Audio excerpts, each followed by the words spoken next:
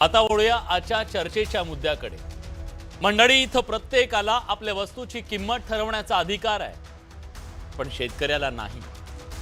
शेतकऱ्याच्या मालाची किमान आधारभूत किंमत सरकार ठरवतं, पण ज्याला आपण हमी भाव म्हणतो तो व्यापाऱ्यांना बंधनकारक नाहीये।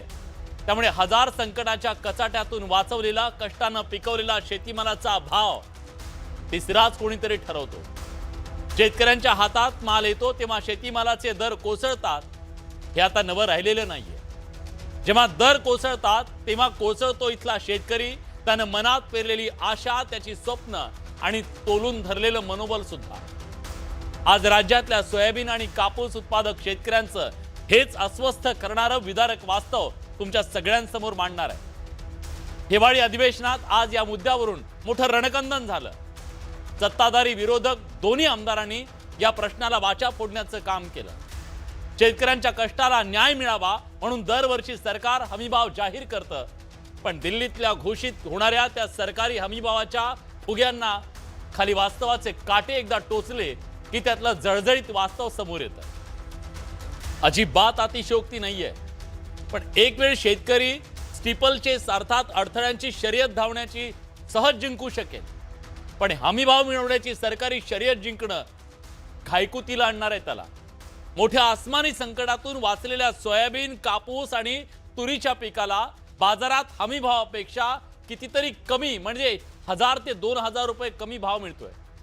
सोयाबीनचा हमीभाव 5328 आहे, पण प्रत्यक्षात बाजारात 3800 ते 4200च्या भावानं सरासरी हे सोयाबीन विकलं जात आहे। तेच कापसाचा आहे, हमीभाव 8000 पर्यंत आहे, पण किती मिळतोय तर 6 ते 6500 इतका भाव शेतकऱ्यांना मिळतो। तुरीच्या बाबतीत सुद्धा तीच परिस्थिती आहे, हमीभाव 8000 आहे, बाजारात खरेदी सरासरी 6 ते 6500 न सुरू आहे। त्यामुळे राज्यातल्या लाखो शेतकऱ्यांचा प्रश्न आज हा आहे की हमीभाव नेमका कशासाठी आहे? मग कागदासाठी, भाषणासाठी की निवडणुकीतल्या प्रचारासाठी?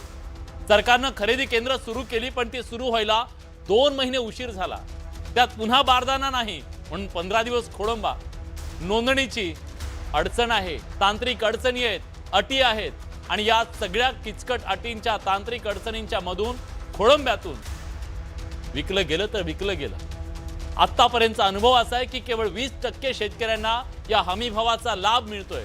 बाकी 80% जे शेतकरी आहेत ते आजही खाजगी व्यापाऱ्याच्या दारात उभे आहेत। नाईलाज म्हणून खुल्या बाजारात त्यांना उभं राहावं लागतं, जिथं व्यापार, दलाल, प्रक्रिया करणारे उद्योग, बाजार समित्यांच्या संगनमताचा सगळा खेळ सुरू आहे, जिथं मॉइश्चरच्या नावाखाली आज त्यांची लूट सुरू आहे। एकीकडे गोगलगाईच्या वेगानं सरकारी खरेदी आणि दुसरीकडे परदेशातून सोयाबीन आयातीच्या बातमीच्या वावटळीत एका दिवसात सोयाबीनचे बाजारभाव 130 रुपयांनी पडले। त्या वावटळीची माती आज शेतकऱ्यांच्या नाकात तोंडात जाते। त्यामुळेच प्रश्न घेऊन आलोय, सरकारचा हमीभाव शेतीला आणि शेतकऱ्याला जगण्याची हमी देण्यात अपयशी ठरतोय का?